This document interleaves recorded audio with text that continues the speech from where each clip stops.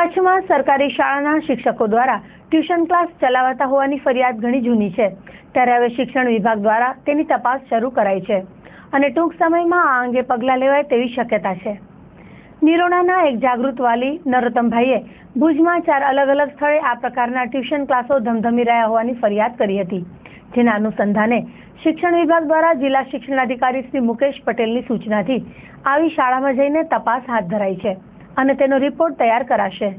ત્યારબાદ આગળના પગલાં નક્કી થશે।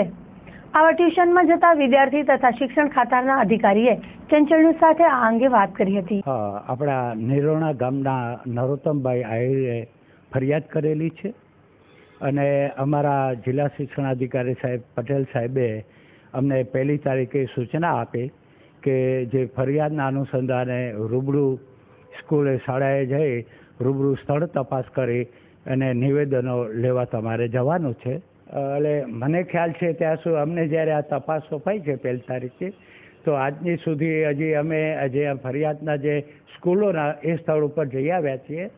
હવે જો આમાં વધુ અત્યારે આપણે પહેલા તબક્કામાં જો વાત કરીએ ટ્યુશન અંગે, જે સરકારના જે નિયમ મુજબ એ તપાસ ચાલુમાં છે અત્યારે, અને એમાં જો વિદ્યાર્થી અને વાલીઓનો અમને સહકાર મળે અને આધાર પુરાવા મળે તો અમે આગળની કાર્યવાહી કરી શકીએ છીએ।